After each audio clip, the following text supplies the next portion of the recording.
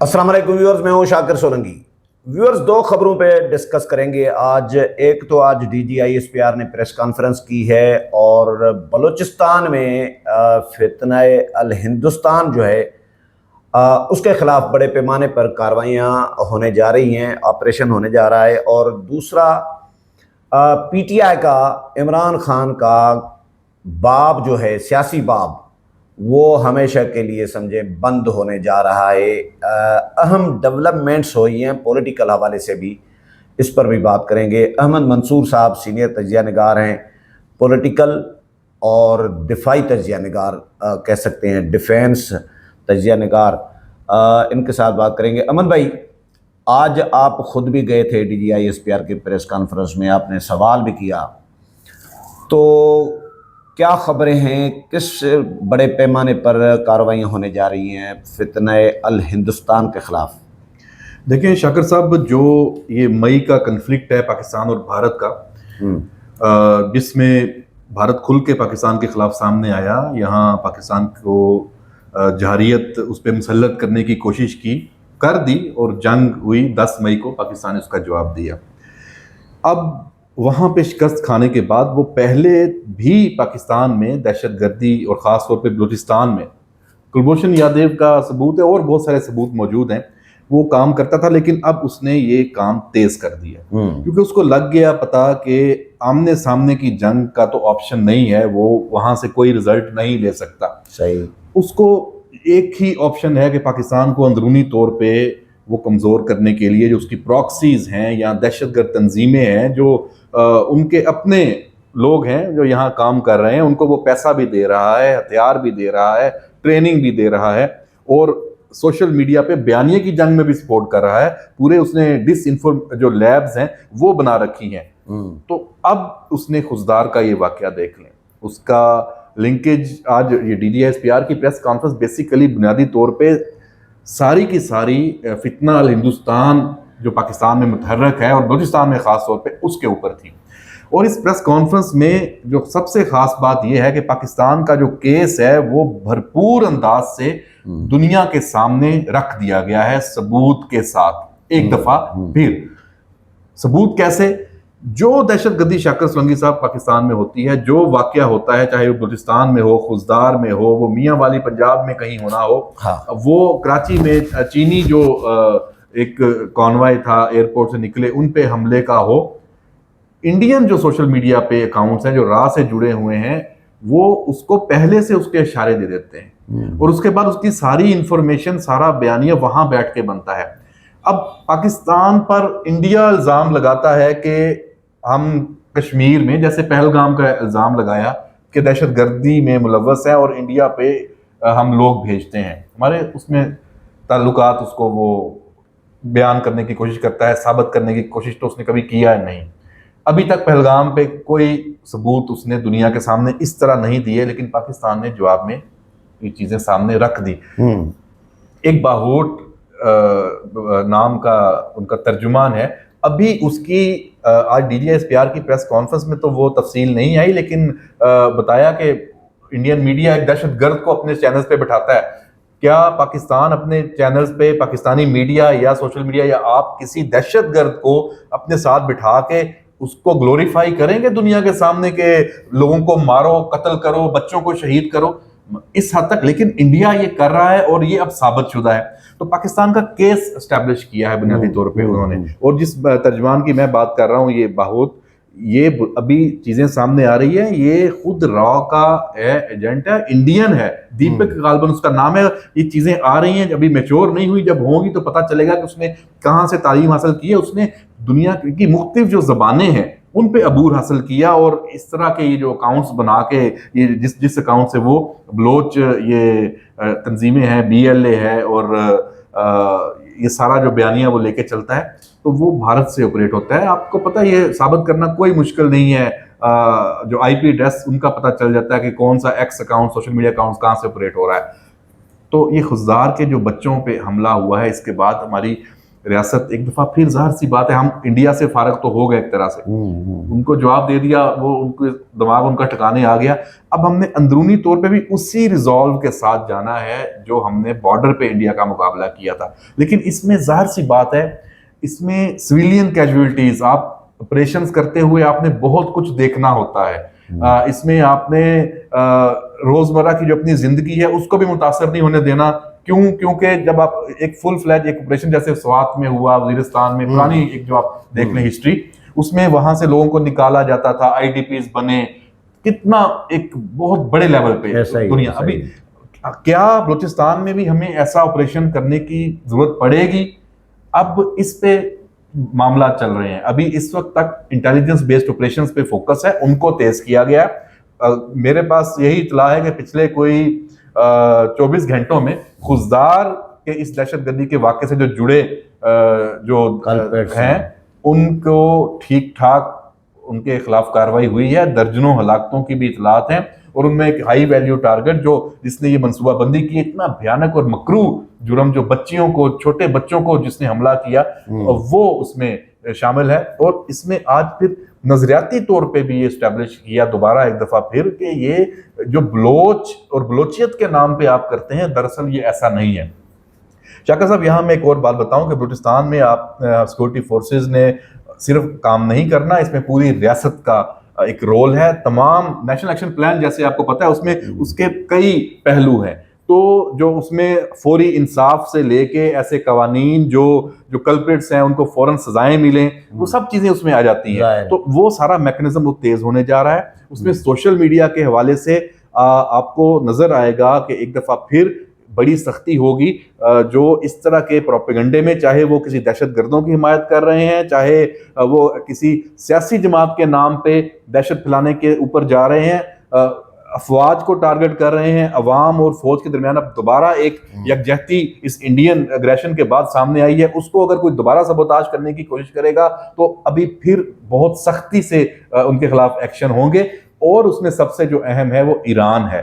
तो मैं समझता हूं कि जो वजीर आज़म शहबाज शरीफ का ईरान का दौरा आ रहा है, पूरा बहुत बड़ा वफद लेके वहां जा रहे हैं, ये दौरा बड़ी अहमियत का हामिल है। इसमें बलूचिस्तान में कोई भी जो ऑपरेशन दहशतगर्दों के खिलाफ होगा, BLA के खिलाफ होगा, जो भारतीय प्रॉक्सीज हैं उनके खिलाफ होगा, तो उसमें ईरान की साइड पे भी आपको एक्टिविटी चाहिए कि यहां से भाग के वहां जाते हैं या वहां से सपोर्ट मिलती है। अफगानिस्तान में तो है ही है, ईरान भी पूरी जो बॉर्डर वहां में पता है आपको, वहां भी ये मामला चलते हैं इन तंजीमों की, माजी में भी इसमें एग्जाम। तो इसमें ईरान को भी ऑन बोर्ड लेना बड़ा जरूरी है। और मैं समझता हूं कि ईरान को ऑन बोर्ड लेके उसके बाद फिर ये दोनों जानिब बैक वक्त और एक बड़ी फैसला कुन किस्म की कोई कार्रवाई ये होने जा रही है। अच्छा, तो अब जंग की क्या लोग सवालात उठा रहे हैं कि जंग बिल्कुल बंद हो गई या अब जंग दोबारा होने का खतरा है, मोदी कोई दोबारा हरकत ऐसी करेगा, गलती करेगा, या बहरी हमले की भी तैयारियां कर रहा है? क्या खबरें हैं, अपडेट क्या है? देखिए शाकर साहब, 2019 में आपने पुलवामा जब वाक़या हुआ था तो पाकिस्तान की एयरफोर्स की जो फ़ज़ाई बर्तरी थी ऑपरेशन स्विफ्ट रिटार्ट की सूरत में, वो हमने भारत के जंगी जहाज़ गिराए। वो सबके सामने अभिनंदन मिग जो गिराया, उसके बाद सखोई गिराया, उनका हेलीकॉप्टर उन्होंने खुद मार दिया। तो जब वो आपकी फजाई बर्तरी उस वक्त साबित हुई तो उस वक्त नरेंद्र मोदी दोबारा उसने उस वक्त तक पाकिस्तान पे जुर्रत नहीं की जब तक वो इनका अपनी दानस्त में तोड़ नहीं ले आया। उसने अपनी दानस्त में तोड़ लाया रफाल तैयारे, जिसको हम राफेल या रफाल तैयारे हैं बुनियादी तौर पर, ये 4.5 जनरेशन के। साथ ही साथ रशिया से जो एयर डिफेंस जदीद तरीन सिस्टम है S-400 और फिर इजराइल से ड्रोन्स लिए, तो उसने जब अपने आप को देखा कि मेरे पास ये चीजें सारी बर्तरी हो गई है, तो इसी जोन में उसने ये पूरा पहलगाम का ड्रामा रचाया और पाकिस्तान को अपना बदला लेने के लिए और अपना फायदा जो सियासी भी और सारा और खित्ते का चौधरी स्टैब्लिश करने के लिए उसने ये किया। यहां उसको फिर उससे डबल गुना मार पड़ी है। और अब तो पूरी दुनिया ने देख लिया कि फजाई बर्तरी तो क्या, जमीनी अफवाज और आपकी जो मिसाइल टेक्नोलॉजी है, पाकिस्तान की फौज है इसने लाइन ऑफ कंट्रोल पे अहदाफ को निशाना बनाया। एक पूरी जो जंगी हिकमत अमली है पाकिस्तान की, उसने इंडिया को शिकस्त दी है। इस 10 मई को जो ऑपरेशन हमारा ये हुआ बुनियानो मरसूस जो, तो उसके बाद जब अब आप देख लें, जब ये हो गया तो आप वो धमकियां तो देगा कि मैं पानी बंद कर दूंगा, मैं हमला फिर कर दूंगा, मैं ये कर दूं, लेकिन शाकिर साहब कैसे?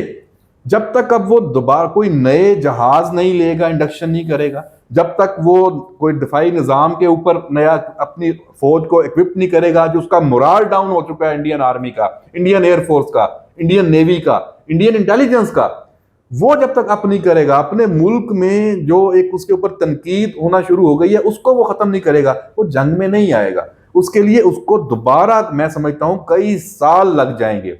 और उसमें भी उसको अब ये पता चल गया कि हम रवायती जंग को हम पाकिस्तान ने रिजेक्ट कर दिया। पाकिस्तान ने कहा जंग ऑप्शन नहीं है, हम दोनों एटमी ताकतें हैं, क्या गारंटी है हम जंग दोनों मुल्कों में जंग लगती है और आप उस लेवल पे ना चले जाएं, आपका जो न्यूक्लियर थ्रेशोल्ड है वो मीट ना हो जाए। तो इस खित्ते का जो अमन है पाकिस्तान ने स्टैब्लिश कर दिया है। ये धमकियां जरूर देगा, हाँ पागलपन की हद है उसका तो कोई तोड़ नहीं है। पागल तो है, तो पागल ठीक है, पागल है, लेकिन पागल को इंजेक्शन भी ठीक लग चुका है, तो वो उसका पागलपन उसके अपने मुल्क से कंट्रोल होगा। और ट्रंप मोदी से बड़ा पागल है। तो मोदी को ट्रंप और दुनिया की जो आलमी ताकतें हैं, आपका क्या ख्याल है कि दुनिया के दो मुल्क इस लेवल पे आपस में लड़ना शुरू हो जाए और पूरी दुनिया का और रीजन का जो अमन है खतरे में पड़ जाए, क्या वो बीच में नहीं आएंगे? ट्रंप ने जैसे ही एप्पल को कहना शुरू किया हुआ कि इंडिया से अपना प्लांट लेके जाओ वरना तुम्हें 25% टैरिफ देना पड़ेगा, ठीक है, उसने जो एप्पल का जो मालिक है टिम कुक सीईओ, उसको उसने कहा है भाई मैंने तुम्हें कहा है कि तुम ये प्लांट अमेरिका में लगाओ।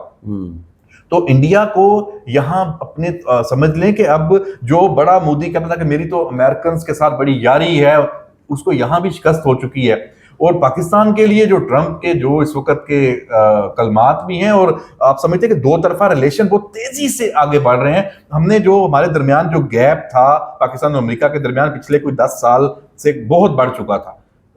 मुशर्रफ दौर में आपने आखिरी अमेरिका के साथ इस जंग के बाद बढ़ा है, बहुत 2-4-5 दिनों में ऐसा बढ़ा है कि हमने पिछले समझे कि 10 सालों का सफर तय कर लिया। ऐसा ही है। और वो पाकिस्तान की काबिलियत अमेरिका गुण गा रहा है, पूरी दुनिया हमारे जो ना सिर्फ अफवाज की बल्कि हमारी लीडरशिप की विल की, कि ये ऐसी बेहतरीन लीडरशिप है कि जो जंग को उसने अमन के लिए इस्तेमाल किया है। ऐसा ही है। देखें ये तो एक जिम्मेदार तरीन आपने एटमी ताकत होने का सबूत दिया, वरना पागलपन की हद है। यहां भी उसी तरह पागल बैठे हो, हावी भी हो गए, हावी भी हो गए, छोड़ दिया, अमन भी कर फिर दिया, भी छोड़ दिया। अच्छा अब सबसे अहम बात, वहां मायूसी है, तनकीदें हैं, धमकियां हैं और दोबारा जंग की बातें हैं। यहां हम जश्न मना रहे हैं, हम कह रहे हैं अमन हो गया, हमने जंग जीत ली, बात खत्म हो गई।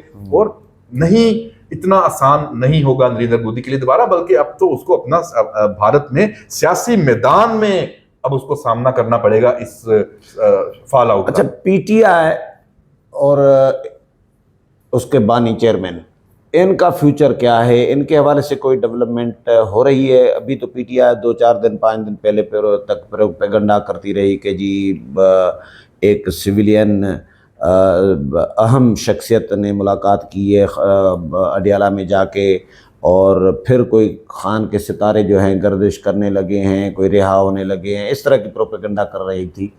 तो ये तो उल्टा हो रहा है काम, मेरा ख्याल है। जी शाकिर साहब, मुझे तो नजर नहीं आ रहा दूर दूर तक इमरान खान और तहरीक इंसाफ की इस वक्त की रजीम को, इस वक्त जो पाकिस्तान पे एस्टेब्लिशमेंट है, जो लीडरशिप है, इवन पॉलिटिकल और सारे सबको मिला लें, उनकी जरूरत नहीं है। किस हवाले से? जो एक पूरा चैलेंज इंडिया का था वो भी, उसमें भी देख लिया कि वहां से उनके जो अकाउंट्स है ट्रोलिंग करते रहे। अभी वो दोबारा आपकी हर बात पे अफवाज को वो चंद जो निशान, अब तो चंद रह गया, अब उनको वो सपोर्ट भी उनकी खत्म हो गई है जो पहले थी, और कम होती जा रही है। तो इस महाज में जब वो हर तरफ से काबू आ गए हैं तो उनको दोबारा ताकत दे के फिर मुकाबले में खड़ा करना, ये मैं तो समझता हूँ कि ये कोई अक्लमंदी तो नहीं होगी। और मेरा ख्याल है कि हमारी लीडरशिप में हमसे ज्यादा अक्लमंद हैं, बल्कि बहुत अक्लमंद हैं, और इमरान खान से कोई बात नहीं कर रहा। ये अफवाहें छोड़ी गई, ये टेस्टर लगाए गए चेक करने के लिए, और वो टेस्टर का रिजल्ट ये आया। अभी अली अमीन गंडापुर जो इमरान खान से मिला जाके, वो देखें उसके उसमें इमरान खान का जो अली मीन गंडापुर अपने करीबी साथियों को बता रहा है, वहां से चीजें निकल रही हैं, वो माजरत के साथ वो कह रहा है फटी पड़ी है। मतलब उसके पास विजन तो पहले भी नहीं था, अब तो उसे समझ नहीं आ रही, वो बार बार कह रहा है होगा क्या, करेंगे क्या, नहीं ये ना, वो इतना कंफ्यूज है, एक ही नशिस्त में 4-5 फैसले बदल देता है।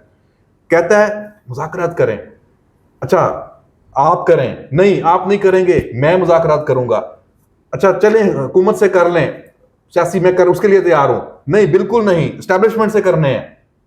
मतलब वो इतना कंफ्यूज है, उसको समझ ही नहीं आ रही कि उसने अब आगे का रास्ता क्या है, क्योंकि दूसरी जानिब से दरवाजे बिल्कुल बंद है। वो दरवाजे इसलिए बंद नहीं है कि वो मुज़ाकरात करना नहीं चाहते, दरवाजे इसलिए बंद है कि अगर एस्टेब्लिशमेंट इमरान खान से बराह रास्त मुज़ाकरात करती है तो अदम इत्माद बढ़ेगा। आपकी जो पॉलिटिकल लीडरशिप है, नून लीग, पीपल्स पार्टी, वो कहेंगे अच्छा जी हमें मतलब इस्तेमाल करके आप फिर उधर जा रहे हैं। तो ये वाला तासुर अब एस्टेब्लिशमेंट बिल्कुल भी देने पे तैयार नहीं है। मैं नहीं समझता कि पीटीआई और इमरान खान के साथ बराह रास्त कोई बात होगी, जब होगी इन्हीं लोगों से होगी। और हो सकता है कि बल्कि मेरे पास तो ये खबर है कि आसिफ अली जरदारी से बात करनी पड़ेगी इमरान खान को। ये इमरान खान की एक और शिकस्त होगी, उसको मजबूर किया जा रहा है कि भाई अब तुम इस लेवल पे आ गए हो कि तुम जिस कहते हो ना जिससे बात नहीं करनी तुम्हें उसी से पड़ेगी। तुम्हारे लिए वही, मैंने तो उसको कहा था डील मास्टर का नाम दिया आसिफ अली जरदारी को, है भी सारी दुनिया देती है। तो अब इमरान खान के पास अली अमीन गंडापुर एक आखिरी ऑप्शन है, वो बजरिया फैसल करीम कुंडी, अली अमीन गंडापुर बजरिया फैसल करीम कुंडी आसिफ अली जरदारी को बीच में ला सकता है और कोई रास्ता बनाने की कोशिश कर सकता है। इसके अलावा और कोई ऑप्शन नहीं है। अगर इमरान खान अपने जो बाहर के यूट्यूबर बैठे उनका बस चले तो वो कहें कि आज खैबर पख्तूनख्वा की हुकूमत है, उसको ये पीटीआई खत्म कर दे और वहां से फिर वो चढ़ाई करके इस्लामाबाद आने का ऐलान कर दे, ताकि उनका जो सौदा है, मसाला है, वो फिर बिकना शुरू हो जाए। तो अभी वो ना जान है ना वो हालात हैं, तो वो इस वक्त बहुत बेचारगी की सूरत हाल है। तो गर्मी भी बहुत है और कोई सुन भी नहीं रहा, और केसेस की जो इस वक्त नोयत शुरू हो गई है वो आप देख सकते हैं। लोग कहते हैं जी अदालती, हमारे दोस्त हैं मजहर बरलास, आप जानते हैं, वो तो ये दावा कर रहे हैं कि इन केसेस से उनकी बरियत हो जाएगी और उनको बिल्कुल क्लीन चिट मिल जाएगी। तो मेरा सवाल फिर वही है कि अगर 9 मई से इतनी आसानी से आपने बरी करना है तो फिर आपका सारा बयानिया खत्म हो जाता है। और अभी आप तो बात यह है कि वो जो झूठ पकड़ने वाली जो मशीन है उस पे भी आपने टेस्ट पॉलीग्राफिक टेस्ट जो है वो भी आप नहीं दे रहे। क्यों नहीं दे रहे? पॉलीक्लिनिक टेस्ट हाँ। तो उसके भी इम्प्लीकेशंस हैं। तो अभी मामला है ये इमरान खान और पीटीआई इस वक्त कोई बड़ा खतरा सियासी तौर पे मौजूदा हुकूमत, और खतरा तो नहीं है लेकिन रिलीफ भी नहीं मिलने वाला। रिलीफ एक मिल सकता है, मैं बार बार कहता हूं, एक रिलीफ मिल सकता है कि जेल की नोयत बदल जाए, बनी गाला आ जाए, कोई रेस्ट हाउस आ जाए, दैट्स इट। इससे बढ़ के और रिलीफ, हाँ जब केसेस हैं, सजा पूरी हो जाए, बाहर आ जाए या अदालत से कोई फैसला हक में आ जाए, एक्टिव रोल इमरान खान का, और कहीं मेरा नहीं ख्याल उसको डिस्कस भी करने की क्या जरूरत है। बहुत शुक्रिया अमन मंसूर साहब। व्यूअर्स, अमन मंसूर के साथ प्रोग्राम आपने सुना, उम्मीद है पसंद आया होगा। अगले प्रोग्राम में फिर मुलाकात होगी, तब तक इजाजत चाहता हूँ। अल्लाह हाफिज।